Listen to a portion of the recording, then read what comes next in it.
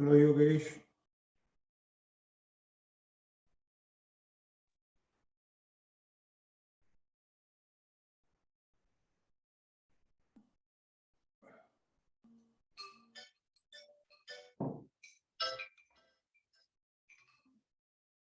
Yes sir.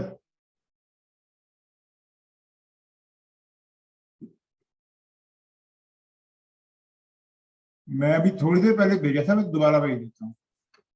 वो उसी को भेजा था कि एमयू पर डाला था? उन्हीं को डायरेक्ट उनको डायरेक्ट नहीं भेजा था, मैंने बाई ईमेल भेजा था, मैं दोबारा भेज देता हूँ। मैं भी इधर से फॉरवर्ड कर देता हूँ जो मैं आपने भेजा था ना, मैं तो मेरा तो ज्वाइन हो गया उसमें। ठीक है sir.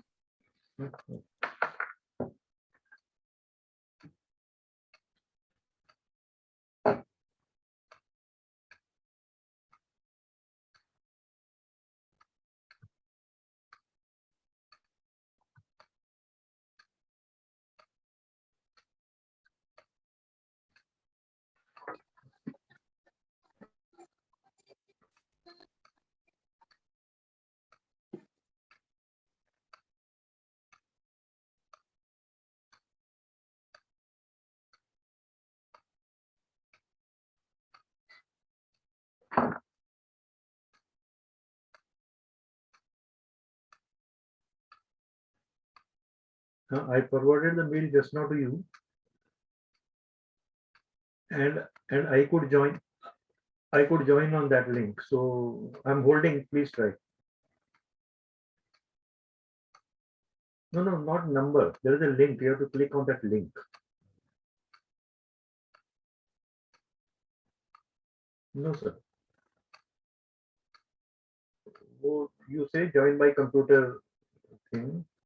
See, it says register in advance for this meeting, and then registering you will receive a confirmation email. That's all. So you have to put your email ID onto that, and you.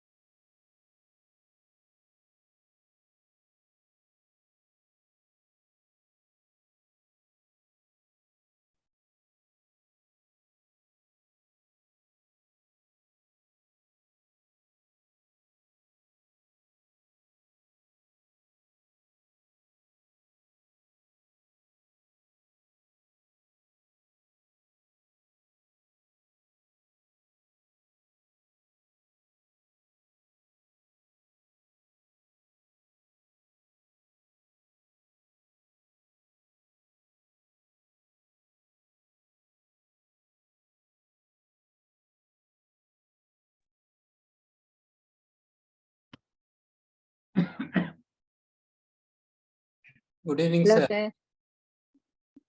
Good evening, sir. Good evening. Good evening. I was trying to join. Got stuck up. Can you hear me? Yes, sir. Yes sir. Yeah, Dr. Vishnu, I can see you. Yeah. I can see you. Thank you. Thank you. So we'll wait till 8 p.m. and then we'll start at 8. Whatever time you say, I am fine. Just 5 minutes more.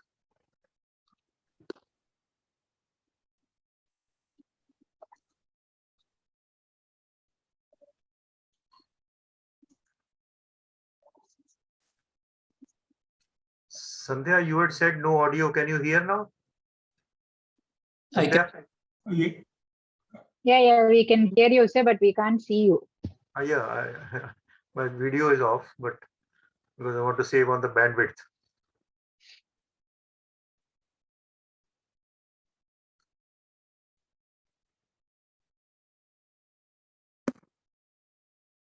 And Dr. Vishnu, you have been made the co-host. Okay. So I can share the screen from here. You can share the screen. So when Sanjay requests you, you please share your screen and the slides. Thank you, sir.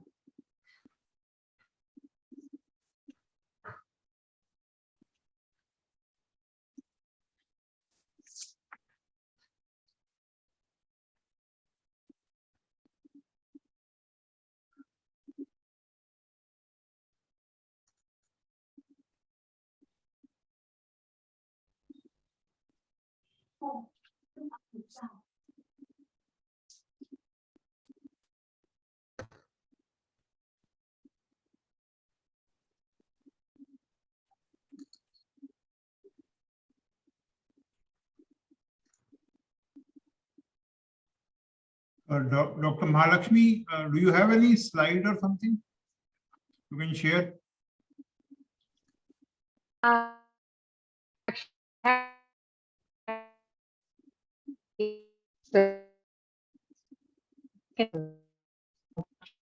Your voice is not clear. Mahalakshmi, your voice is not clear. Even your image is static. Sir, It seems Maybe you your have net is some giving problems. Maybe you have an issue with your bandwidth. I think you can stop your video if you want. Yeah, stop the video, just let the audio be on.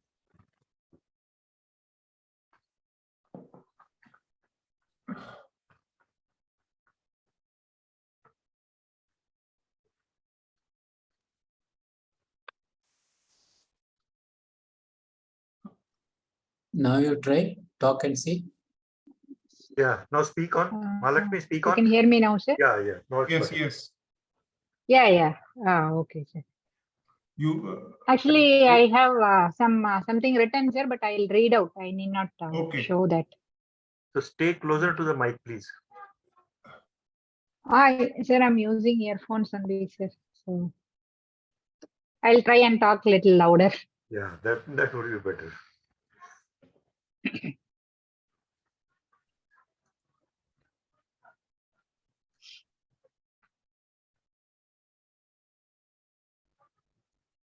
Good evening to everyone.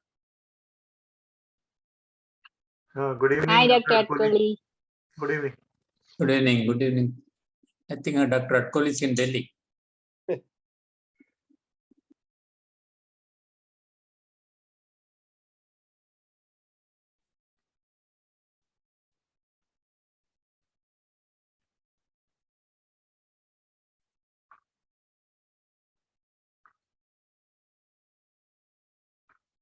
Sanjay declared winter.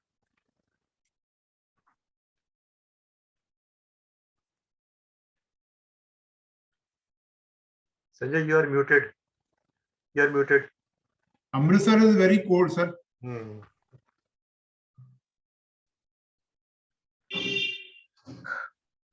Okay, so time to start now. Good evening, friends.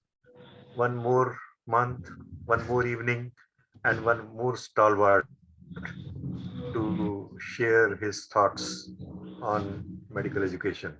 So we have with us today's speaker and guest of honor, Dr. B. Vishnu Bhat. So I hand over to Dr. Mahalakshmi to please start the proceedings. Good evening, friends.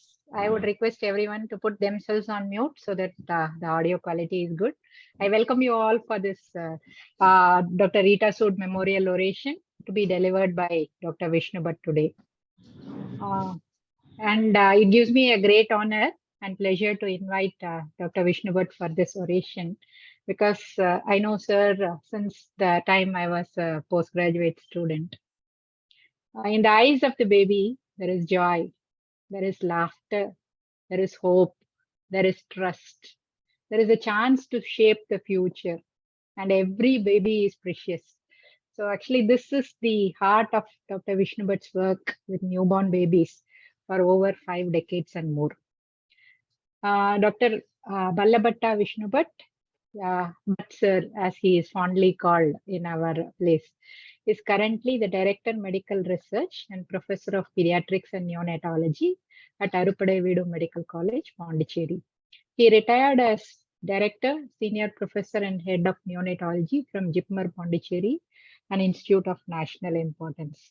Sir is very proud to say that he joined JIPMER as a student and he rose to the highest ranks which is possible within the realm of the institute. Having completed his training in pediatrics from JIPMER in 1978, he has seen the care of children grow and the specialty of neonatology develop both in JIPMER as well as in India. And I can proudly say, including my baby, almost 1/4 of the babies born in Pondicherry have all been blessed by him or touched by him. He has been sent. Sir, can we mute everybody? He has been instrumental to the growth of pediatrics in this part of the country through his vision, knowledge, teamwork, and organizational skills. Upgrading the neonatal services at JIPMER, he introduced the DM and the PhD courses in neonatology, and he set up the level 3 neonatal intensive care unit as part of the Women's and Children's Hospital. Actually, his approach is babies first, right? For quality, safe, ethical, and humane care of patients. That is his passion. And his research interests include perinatal asphyxia, neonatal sepsis, and he has played a very important role in documenting hypothermia in neonatal asphyxia. He has published over 380 papers in peer-reviewed journals, and his research work is widely recognized as indicated by the citations. And he is also the section editor for Indian Journal of Pediatrics. He is a very prolific writer and has edited books titled Protein Energy Malnutrition, NICU Protocols for JIPMER, and NNF Protocols in Perinatology, etc. And his main focus of his research activities is to take science from benchside to bedside to link evidence to practice. So he has encouraged and motivated his young colleagues to push the boundaries and explore new horizons. And he's a very dedicated teacher, and his unique style of patient-oriented discussions have generated enthusiasm and remains a muse for all his students, past, present, and scores of pediatricians across the country who attend the CME programs and workshops conducted by him. He has delivered many prestigious orations. The most recent one was the K.C. Chaudhary Foundation oration by Indian Journal of Pediatrics. And his work in medical education has been very significant, and he is one of the famous 5 teachers of NTTC at JIPMER, along with Professor Anantha Krishnan and Dr. K.R. Sethuraman. He has been an ace performer throughout his career. He has won many awards and recognitions since his school and college days. He has been awarded a fellowship by the National Neonatology Forum and also for the WHO. And he trained in University of Illinois for that. And more than that, sir is a very passionate teacher and compassionate clinician. He's well supported by Madam Dr. Shobha Bhat, who is an ophthalmologist. And sir has a daughter, Mrs. Sushma Ashwin Rao. She is working with Microsoft Seattle. He enjoys the company of his grandchildren, and he spends his free time usually in reading, writing. He practices yoga. He does everyday walking, etc. So, as Albert Einstein says, education is not learning of facts, but training of minds to think. He has remained a legendary academician, a prolific researcher, a clinician of great compassion, and more than that, he has been a mentor and guide and able administrators, and above all, a great human being. He has remained very pragmatic in search of perfection, and he is a man of highest integrity and an ideal role model. And it is indeed extremely honorable occasion for me to introduce her to this forum. I hand over the mic to Professor Vishnu Bhat sir for delivering Professor Rita Sood Memorial Oration. Thank you, friends, for this opportunity. Over to you, Bhat sir. So, thank you very much, Dr. Mahalakshmi. Always, it is nice to get introduced by your student. Of course, she was a surgeon, I was a physician.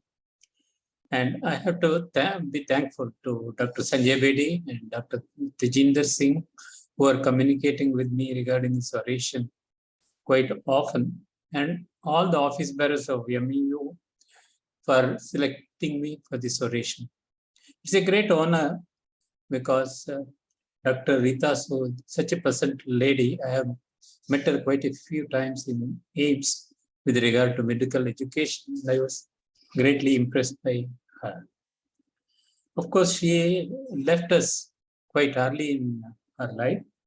So, what I will be talking on professionalism and ethics in medical practice, because that is one thing which is very close to my heart, as Mahalakshmi knows and Dr. Adkoli knows. I regularly take this class for postgraduates, undergrad students, so that at least some good thing will imbibe. I always tell my students that knowledge need not be taught always, because you can read books, you have computer, you can download from the internet.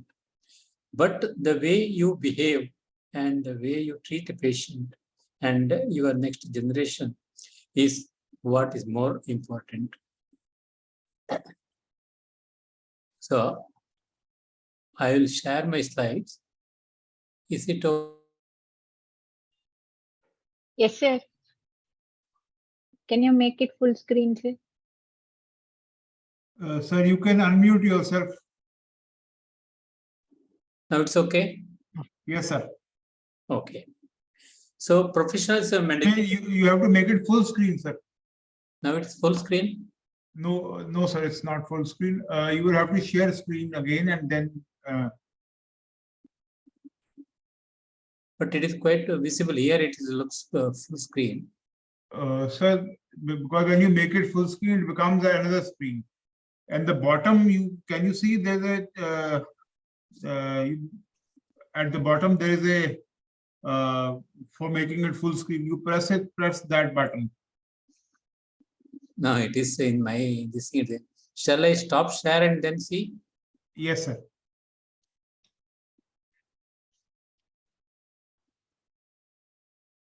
Bottom, which you are telling? When you make it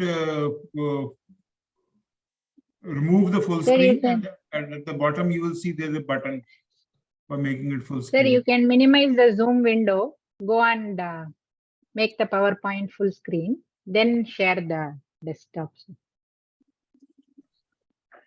So now You will have to share Yet screen to again. start sharing.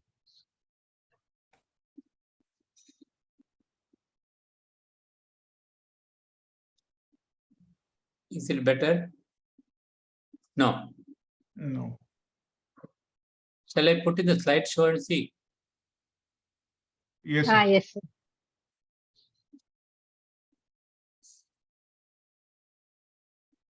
Is it okay?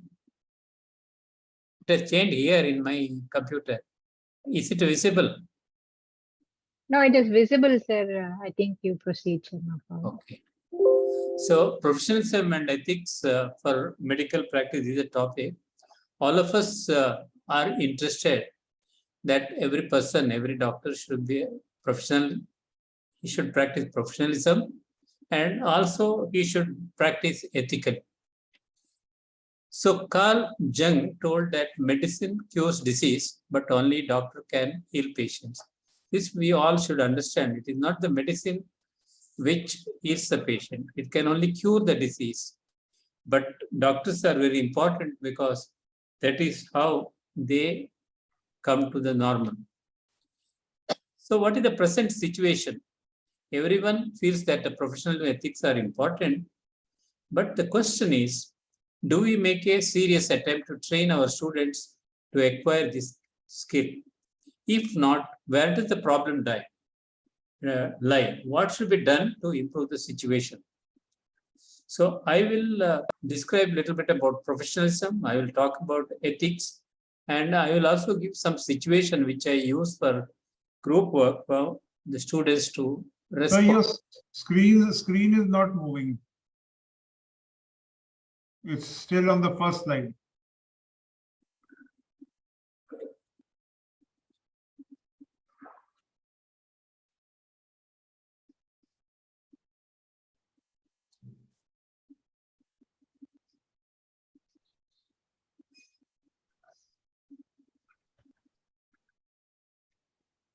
Shall I just get out and come back? No need, sir. Just to share again. Sir, close the PowerPoint and redo that process.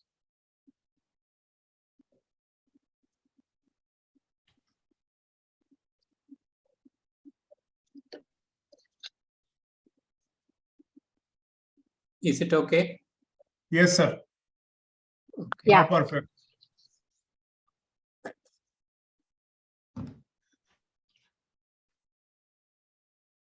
So what is professionalism? Professionalism basically the competition and skill expected of a professional. So now we need to know who is a professional. A person who is paid to undertake it and complete a specialized set of tasks. Earlier, doctors, engineers, and lawyers were traditionally considered as professionals, but over the years, it has been extended to include scientists, teachers, and artists. Any professional should practice professionalism. That is what we see. If you look at the American College of Graduate Medical Education definition, they'll look at the commitment of a doctor to carry out professional responsibility. He should adhere to the ethical principles and he should be sensitive to diverse patient population. Unless you are ethical, you cannot be professional. If you are not professional, you cannot be ethical. So they are interdependent. Now, looking at the medical profession, the medical council is the one which may be regulating whether a person is professional, practicing professionalism or not. You may have hospital committees, you have your peer groups. All these people will be looking at you because when there's a problem, these are the people who will look at the way you are working. Now, as a medical teacher, we have double role. One, a caregiver, we see the patients, we try to heal their problems. We also teach and we guide the students who are the next generation of practitioners and teachers. Mahatma Gandhi said, students and patients are your customers, but never think they are doing any favor by you helping them, but they are giving a chance to you for serving. So you should get or become happy when people come to you for taking help.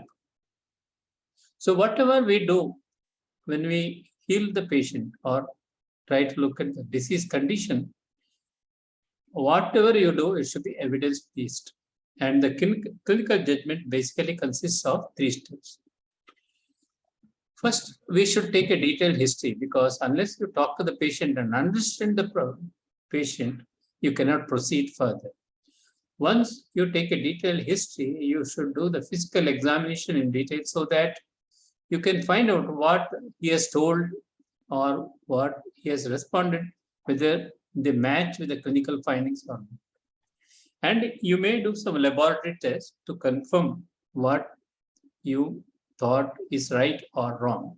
So these steps which we teach the students, history taking, physical examination, laboratory investigation, should be done very strictly. But often what happens, a busy practitioner may go in the reverse order. So he may do first investigation, then he may look at the patient, then it will. So sometimes gets into problem because many times the lab report, there could be some mistake, then you will scratch your head. What has happened? You may not be able to find a solution. So once you make a diagnosis, provisional diagnosis, you should think what can be done to the patient. What is the evidence available with regard to the condition? And what are the treatment options available to you to heal the patient? Once you decide this, you should discuss with the patient because you cannot take a decision to the patient. You can only talk to him, you tell the possible options available, ask him to take a final decision. Otherwise, always there will be confusion whether you have done is correct or not. If everything goes on well, he is happy. Something goes wrong, he will find fault with you. So as a teacher, you should always think what this student of yours should do or in what level he should be competent enough once he goes out of your department or a college. So we develop objectives, teaching learning methods, evaluations. All these should be able to tell you whether this student will be able to undertake the task which he needs to do. So that is our present day competency-based education. When he goes out, whether he can deliver the goods or not. The good clinical teacher should encourage active participation of the student. He should demonstrate positive attitude. He should emphasize on applied problem solving. He should integrate the basic science with clinical medicine. Otherwise, there may not be connection between what he has learned in the basic science and in his clinical practice. And didactic teaching should be minimal or should be reduced. You should closely supervise the students and provide effective feedback. In the present day curriculum also, we talk about reflection, feedback. So they are important. It should be recorded whether it is going in the right direction or not. You should not rely on verbal clinical presentation. You should give adequate opportunity to the student to practice. The teacher should be a good role model in patient relationship. If you do not behave well with your student, obviously your student also will not follow, will have the wrong type of reaction. He should provide stimulus for thought and challenges to the student. And always the teaching should be patient-oriented than the disease-oriented.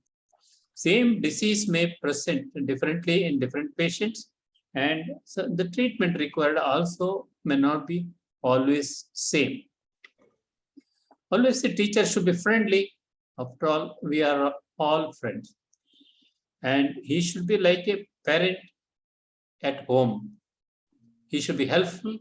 He should always be available. When the student is in problem or distress, the teacher should be there to help him. Now, all of a sudden, why this professionalism, interest in professionalism come? One is drawback of the high-tech medicine. All investigations are available. So many people may feel, okay, let us get the investigation. The lab reports will make a diagnosis. Why waste time on taking a history, talking to the patient, and examination? Commercialization and decline in values. This happens because there are a lot of money spent on getting a medical education. So they want to earn and get back the money. So sometimes the practice may not be completely ethical or professional. Growing consumer awareness, because internet is available, all informations are available. So the patient or their relatives will also look for various issues in relation to that disease. So this develops sometimes the mistrust on the public on the doctor. And they also know that after all, a doctor is a human being, so he can make mistakes. And many times some patients may come only to create problem. That also may be there. So we also have to compete with the traditional healers because sometimes they may be more popular than a well-trained doctor. So we should try to regain the time-honored reputation of the medical profession, and this should be told to the student and in both action and knowledge. The fundamental principles of profession is that as a doctor, primacy of patient welfare. We should focus on the attention, trust, and patience always should be the supreme. And always think patient is a separate individual. He is not part of, he has his own autonomy. So you can educate them, you can empower the student, but never take a decision to a patient because it is not your body, it is his body. Finally, he has to take a decision. And always think of social justice because we have different social status and whatever resource available, it should be distributed for the benefit of all. In our life, if you look at the professional life, initially we are junior, so patients may not come. So there is no work, you have no money, but plenty of time, you don't know what to do. But as the days pass, you will get some work, some money, and some time. But when you climb the ladder, you will have plenty of work, no time for anything, plenty of money. So this is the life history of everybody. So from the initial stages to the later stages. This is one of the example for a group work which I usually use in a crowded OPD. A poor patient's turn is for consultation. You are seeing patients in a queue, and next patient probably is waiting with the breathlessness and chest pain. But when the patient is supposed to come inside, a well-connected person enters your chamber and wants advice regarding medical reduction, weight reduction. So I ask the students, what will you do in such a situation? Then we'll try to tell them that you convince the VIP or the important person, the other patient is very serious. So I will attend to him and discuss your weight reduction later. But he is not in a good mood to listen. Then give the patient who is sick to another colleague and talk to this person. So this type of situation happens sometimes in our outpatient. Now 1 to 2 p.m. is your lunch time. A child with severe dehydration comes. Now the question is whether you will go for your lunch or treat the dehydration. So some students will say, sir, I will go for lunch and come. Whereas others say, no, patient is serious, patient is very important. So you should see that the patient gets the sufficient care. Even if you are going for lunch, you should hand over to another person, or you write the intravenous fluid, the nurse or other person can administer that. You can have your lunch and come, or you wait for the next duty doctors to come before you leave. Now, sometimes you want to do research, so you want healthy volunteers. You look here and there, you don't find anything. Then you call the students who are in your care. You say, I am examiner to you. So anybody doesn't want to participate in the study, I have no objection. But please, those who are willing, you sign the informed consent form. So you find that no student, if your examiner, will have the guts to say, okay, I will not participate in your study. So this is unethical. We should tell that normally what we say is that either you use the students who have passed your examination. Suppose you are a second year teacher, you take third year, so who are not under your control, except probably in medical education. When you want to do a medical education study, you cannot take another group. You have to take the same group. It may be an exception. Otherwise, usually you should not include students who are under your direct control for any research work. Now, sometime all of you must have faced this situation. You are in examination, but some students perform badly. But there will be so a lot of pressure from behind to pass the student, either by phone or physical, whatever it is. So normally it becomes a problem. So normally what I do is I explain to the situation. Suppose I pass, he will not only become dangerous to society. Tomorrow you become ill, this person may have to treat you. So you should be careful in passing. So it is not against the student, but against his performance. So you should explain and make them understand rather than giving a pass. Now coming to the key points of professionalism, you should have respect for others. You should have humanistic qualities, compassion and empathy, which should be taught to the students.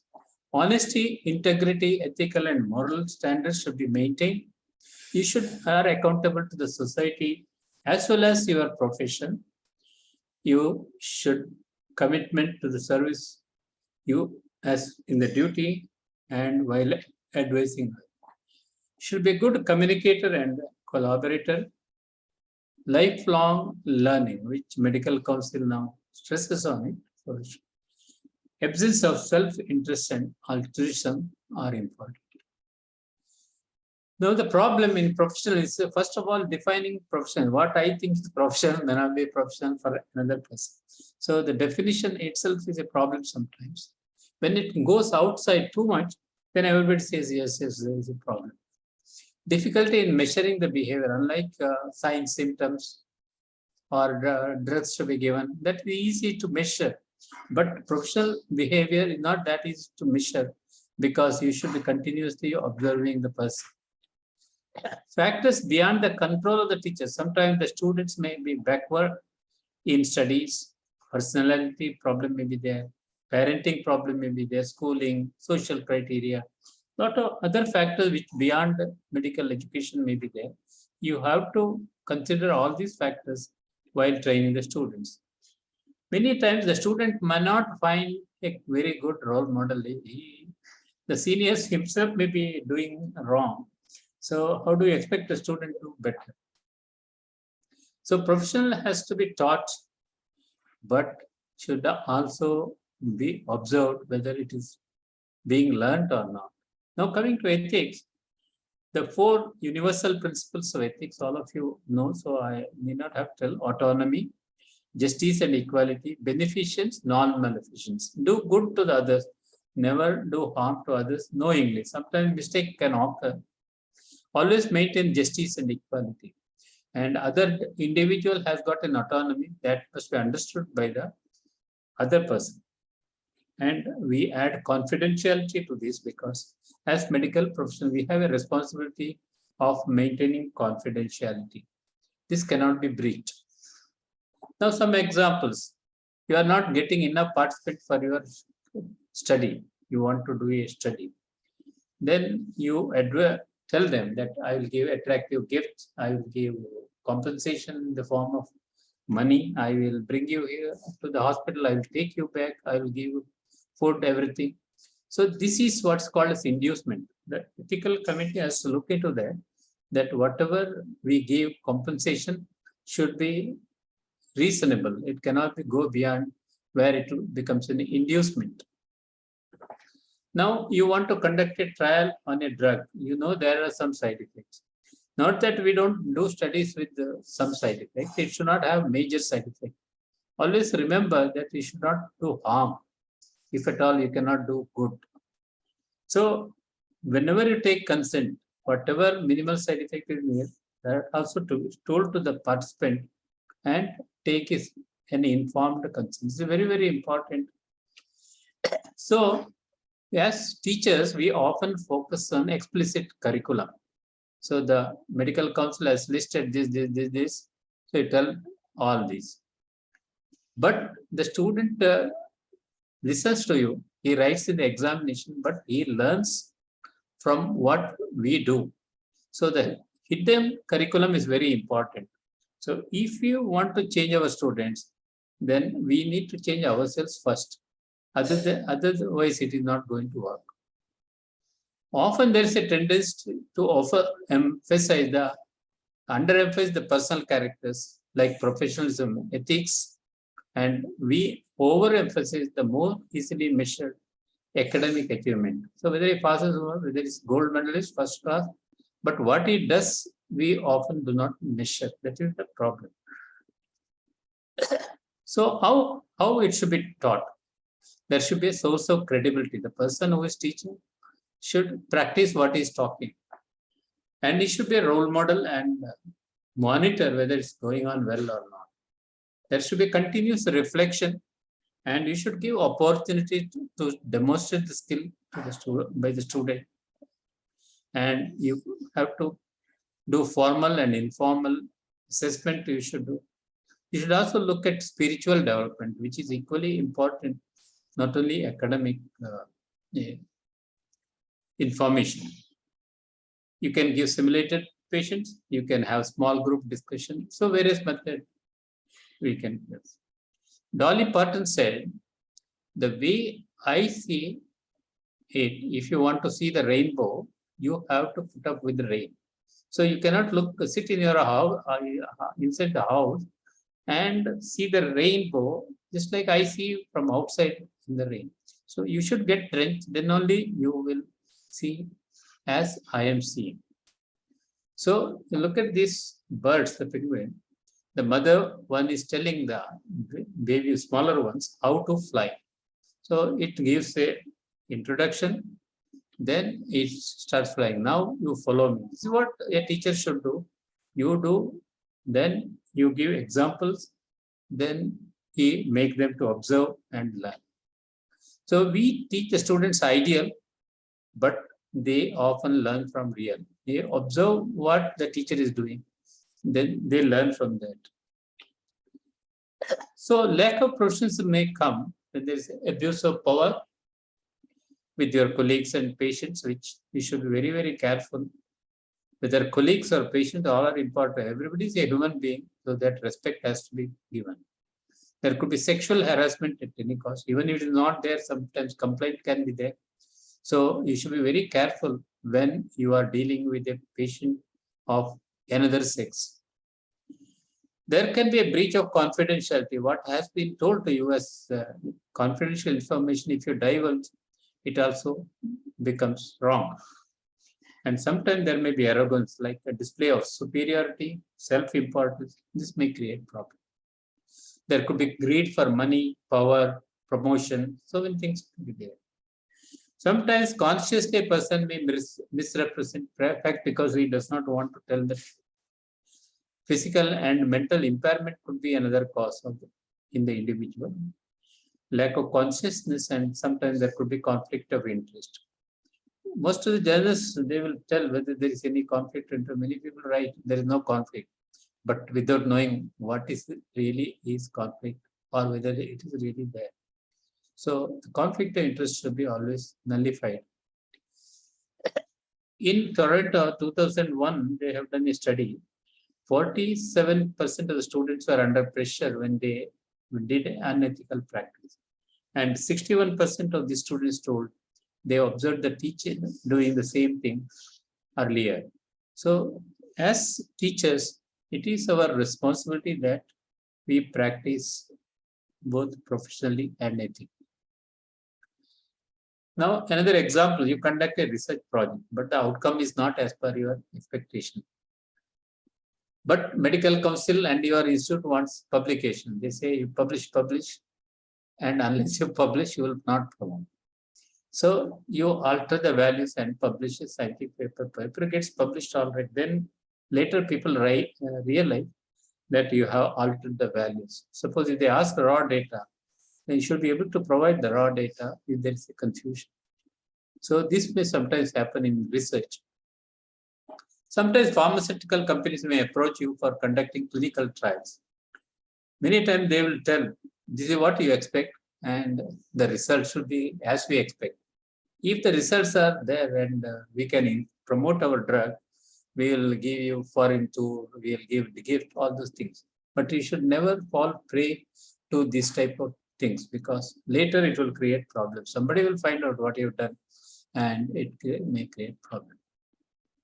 Now, a professor conducts a study. His wife and child require promotion, publication for their promotion. They may not be connected with the study because they are in a different department. They may not have come in contact with what you have done. But this professor may add his wife and child as a co-author. This is also unethical. If a person is not connected with the study, normally good journalists will tell you what is the contribution of each author. Of course, you may write anything, what has been done need not be told. So, a roadmap for professional ethics, you should set up expectation. What you expect out of the student when he goes out. Create an environment for promoting professionalism and ethics, and you yourself become a role model.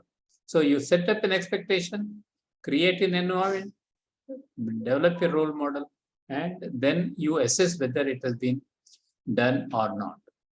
So the education of a doctor, which goes on after his degree, is the most important part of his education, because we deal with patients more, public more. So every day is a learning experience. So social accountability always should be stressed. Obligation of the medical schools to direct their education, research, and service, whatever they do, it should address towards the problems of the society. So we do some research which has no relevance, then probably it's a waste of money. The core values in professional ethics, whatever it is, should be relevant, quality should be maintained, equity, and cost. So often we should ask the question, are we addressing these issues as a teacher or a practitioner? Now, how to assess the profession? I told it is difficult to assess. So what elements should be assessed? Should it be continuous? I say it should be continuous. 360 degrees evaluation should be done. It should be a multi-dimensional approach. Formative and summative level should be assessed. And workplace-based assessment is ideal. So it should be continuous assessment. Reflection should be there. Feedback should be there. This is a famous Miller's pyramid. So all our students should be at the dust level, not below that. So we can use different methods. We can have peer review. Others can give feedback. Direct observation can be done. This observation can be done by the patient, can be the paramedicals, colleagues, seniors, juniors, anybody. And we can develop OSCE stations. Standardized patients can be given. Student evaluation forms can be used. Teamwork exercise can be done. Mini evaluation exercise. You can also videograph the activities of the student and then replay and show what were the mistakes has been done, how to improve on it. So professional action, the knowledge, skill, attitude, we have to define. We should develop methods for imbibing these, whatever you have listed. Then you should take feedback, whether it has reached the appropriate level or not, then take further action. So it should be a continuous process from the day he joins till he goes out. Not that after he goes out, we'll leave him like that. He should continue to practice what he has learned. So lifelong learning and continuous professional development are very important for a medical practitioner. In a modern medicine, super specialization will come. So compartmentalization. Earlier, MBBS doctor means he's a big man. He will do everything, starting from surgery, medicine, everything will be done. So compartmentalization, the problem is that the care also becomes compartmentalized. Suppose you tell you go to a peripheral doctor first, then a specialist, then a super specialist. The patient also will think, why I have to pay 3 people? Why not go to the super specialist first? So if he has got some problem related to the nervous system or brain, he will straight away go to the neurologist, although it may not be any major issue. Faculty reward system also makes change the behavior. Publish or perish. Keep publishing. Make number of papers. What you have done, nobody bothers, but how many papers you have published. There could be a generation gap. The role model may not be okay. So how can we be more accountable, addressing the health needs and tailoring our duties and services for better health outcome? Reflecting on our routine, you should focusing on the relevance, quality, and equity and cost of treatment and education, what we are doing, and extend the horizon beyond the routine. Whether we can do some innovation, whether we can improve the service, what can be done. So it's a continuous process. So to conclude, professionalism and ethics are important components of medicine's contact with the society. We need to make a good decision to our patients and students. Both are important. Students also important, patients also important. We need to apply these decisions professionally, and we need to be vigilant and sensitize our students and trainees so that they will be perfect when they go out of your department or the institution. So I end with William Osler's quote, quoting from William Osler. A good physician treats the disease. He focuses on the disease outcome. But a great physician not only treats the patient, but also he cures the treats the patient who has the disease, not just the disease, but also the patient. So thank you very much for your patient hearing. And although oration, there are no questions allowed, but you can ask any questions if the organizers permit. So thank you very much once again. And my respect to Dr. Rita Sood once again, and the organizers who have invited me to deliver the talk, and all of you who have listened to me. And there is no copyright. Whatever examples I have given, you can use for training your students also. Thank you very much. I hand over to Very Sanjay much, Bedi sir. for giving Professor Yes, Vishnu sir. Bhat the There certificate. is one question is there, sir. Yeah. Could we take question? This is from Dr. Tara Shellal. She says, can teachers teaching professionalism recite to the standard knowledge part alone in an environment where unethical professional behaviors are the norm? Very loaded question, I feel. Over to you, sir. That exactly what I was trying to say, that we should regularly introspect ourselves. Are we doing the right thing or not? Suppose by mistake something has gone wrong, we should admit what has gone wrong and try to correct it. Obviously, if we are not doing the right thing, we cannot expect our students to do better. Have I answered the question? Yes. See, you may think others is non-professional. Now Yes, sir. I confer on behalf of MU India and its team. I take great pride in conferring the Lifetime Achievement Award on Professor Vishnu. And also we confer the Dr. Rita Sood Memorial Oration for delivering this talk. We are really thankful to you, sir, for this excellent talk. Thank you very much, sir. We generally do not ask any more questions. So now we end the session. Thank you, sir. Thank you. Thank you. Good night, Thank you everybody. very much, sir. Thank you, sir. Thank you, Dr. Bedi, for the opportunity. Thank you, Dr. Mahalakshmi. Thank you, Sindar, sir.